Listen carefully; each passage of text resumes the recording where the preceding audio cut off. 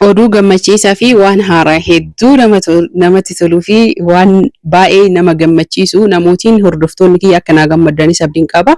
Akkuma asitti argitan kana jechuudha barbaree oomishuudhaan kan manaa walumaa galatti akkaataa oomishaa isinitti himaa shiroo normaalaa fi mixxiinii barbaree maaraqoo irraa dallazamee yookiin immoo ukkaamamee tumamee qophaa'ee manatti kan qophaa'ee qarshii keessaniin order godhattanii biyya alaa fi biyya keessa isiniif erguun akkuma duraatitti itti fufee jira.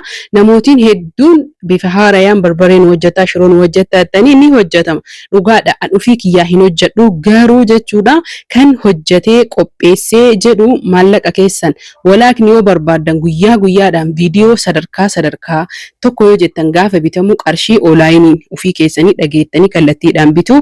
Lammaffaa irratti ammoo walumaa galatti jechuudha baasii keessaniin salphamatti bakka bu'anii bilbilaan hordofaa akkasuma immoo gaafa qulqulleessanii fi gaafa keessaa guuran san qofa osoo hin tahin akkuma baratame barbareen haala isin asii argitan bareedaan kuni yookiin shiroon haala kanaan dhiqamee kiiloo 30, 50, 40, 10 yoo barbaadan kiiloo 5 akka humna keessaniitiin kan daldalaaf illee barbaadan garuu barbareen akkana daldalaaf hin barbaachisu mana qofaa fi kuni ammoo kan manaati malee kan daldalaati miti. Kanatti qopheessitanii gabaadhaaf ammoo isinillee hin baasu jechuudha. Haala kanaan qulqulleessinee sharaa gurraacha orijinaalas ta'uu danda'a akkasuma ammoo cuquliisa ta'uu danda'a. Kafee haa ta'u miiccinee dhafnee erga inni gogee jedhee fakkeenyaaf shiroo kan shumburaa baaqilaa ataraa walitti mixxinii isiniif daaksisuu dandeenya.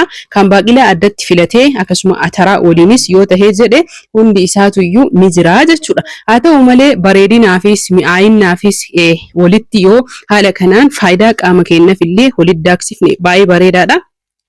Maaliif miicitee aduu keessatti aftaa warri jettanii akkuma baratame yeroo kana shiroo fi baaqilaan hundi isaa yookiin baaqilaan shiroo ataras ta'uu danda'a shumburas ta'uu danda'a wanti shiroodhaaf qophaa'u gabaa irratti qophaa'ee gurgurama akaayamee tumamee jechuudha. Haa ta'u malee guura adda addaa udaan hantuutaa akkasuma immoo hasharoota yookiin ammoo mixiilee raammolee achi keessa duute dhagaa fi biyyee heddumminaan kan qabuu fi kallattiidhaan viidiyoo nuuf waraabaa yoo jettan isiniif waraabuu danda'a isiniin jedha. Garuu akka amma isin asitti argitan kanatti yogguu dhiqnu wanni isa jalaa bahu haala kana fakkaatuun kan nama jibbisiisuu fi walumaa galatti shiroo manatti hin qophoofnee fi alaa nyaachuun kan namatti lubbuu namarra ajjeesuudha. Bishaan akkana fakkaatu jalaa baha. Itti aansuun barbaree jechuudha tumnee qimamii yookiin mi'eessituu urgeessituu adda addaa yookiin buhaaraata itti naqnee erga haala kanaan feestaala waraqaa jabaataa keessatti ukkaamsine guyyaa 4 hamma guyyaa 7 ta'uu danda'a tursiifnee urgaayaa miidhagaa jechuudha.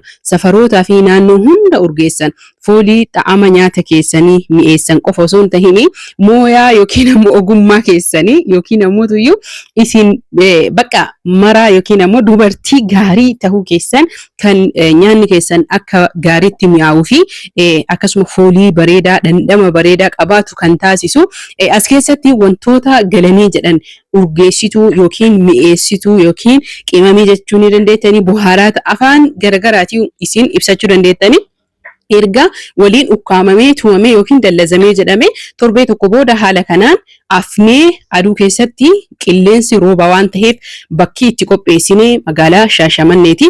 Magaalota Itiyoophiyaa hunda keessa isinii erguu fi akkasuma immoo biyya alaa yeroo baay'ee akka Ameerikaa kana namoota hedduutu isaa fi shiita diriyaa order sirriitti baay'inaan daa'ima dabalatee narraa order godhatanii garuu yeroo hedduu daa'imaa fi dhadhaa nama achii dhufe qofatu deemuu ni danda'a.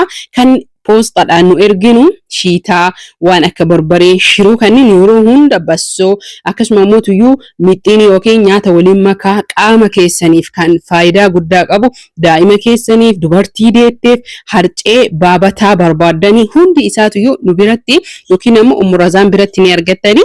Isa kana ani jechuudha ofii kiyyaa kallattiidhaan bu'ee viidiyoo isiniif waraabee isin agarsiisuu yoo dadhabellee nama waan kana qajeelatti hojjetu hojii kiyya jechuu isinii galaa jira miti.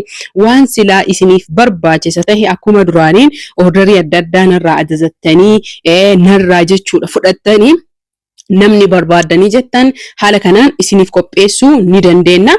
Irra caalaa jechuudha gabaadhaaf haala kanaan qopheessuun hedduu ulfaata. Kana jechuun kiyya akkaataan haala kanaa itti qopheessanii tokkoffaa irratti dhugaa rabbii silaa gabaaf akkana qopheessanii namni kumuyyuu guddatu malee hin hafu.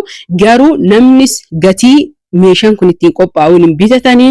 Lammaffaa irratti ammoo akkana gabaaf qopheessanii eenyummaallee miidhaa yookiin ammoo bu'aa tokkollee hin argatu. Kanaafi namootiin gabaaf barbaadan ammoo akka gabaatitti isiniif qopheessuu ni danda'ama isiniin jedha. Haa ta'u malee keessattuu warri biyya alaa irraa order godhatan gurguraafillee karaa kanaan malee hin ta'u jechuu. Maaliif jennaani warri biyya alaa barbaree nagahaa nyaachuun dhadhaa nagahaa wajjin marqumattuyyuu godhachuun akka badaa waan isaan hawwisiisuuf jecha karaa kanaan qopheessuun dirqama kenna. Isiniifillee dirqama keessanii isiniin jedha. Fakkeenyaaf barbareen maaraqoon oriijinaalli jechuudha. Barbareen bareeddu filatamuu jedhamtu barbareen gosoota hedduutu jira. Barbareen baalee jirti, barbareen alaabaa jirti, barbareen shirkaa jirti. Akkasuma immoo akka arsiititti isin himaa jiran kallattii garanaa garuu garaasittillee garaa jechuun karaa biraatittillee naannolee Oromiyaa hedduudha. Walumaa galatti Itoophiyaan baay'ee waan taateef sabaaf sablammii hedduu qabdi. Hundisuutu barbaree dhuunfaa garaagaraa qabani. Anka ofii kiyyaa beeku. Kanneen keessaa barbaree bakka gatiin isii bareedaa taate gaafanne fakkeenyaaf kiiloon takkittiin barbareen maaraqoon bakka tokkotti 1,000 wayii bakka tokkotti qarshii 1,000 bakka tokkotti haala kana taate gariin ammoo bishaan itti naqanii yeroo saniif akka kiiloo ulfaattu gurguranii yoo manatti hin galtee ati jechuudha boruu hin afa jettu bishaan sun shaaggachiisee bakka kisaaraa si galcha. Yeroo saniif bishaan gurraachesse malee kan michi oofte yookiin ammoo kan dura gaafa galchanii jiran qocaacee uumama haala sanii sobdee nagaadee nama gurgurti. Garuu namni sirriitti beeku nama sirri beekuu fi nama hojii kana muuxannoo isaa baay'inaan qabutuyyuu hojjetaa jechuudha. Ani ammoo muuxannoo kana kan amma baradhee fi kan amma haga hojjetamu xiqqaati waggaa lamaaf waan kana hin qopheessina. Asitti ammoo kororimaadha. Kororimaa qofa osoo hin ta'in kororimaa miicamee afamee waan awwaara garmalee qabuuf jecha miicanii afanii hamma gogutti kororimaan baay'ee jechuun mi'aadha. Gatiin isaa ol ka'aadha. Wanni akka heelii kororimaa kun biyya keenyatti ijoolleen biyya namaatti galtan heelii bitadhaa galadhaa isiniin jedha. Haala kana fakkaatuun namootiin viidiyoo kana jaalattan share like godha. Viidiyoo babbareedaa yoo barbaadanii jettan ammoo viyuun yoo ol kahe malee viidiyoo gadhiisuun nama jibbisiisa namatti ulfaata. Maaliif jennaan ifaajjanii viidiyoo laga bakka meeqa baasii meeqa baastanii dhugaa rabbii yoo isin fiddanii jettan viidiyoo yoo hin laallamne nama ulfaata horaa bulaa. Garuu like gochuun isinitti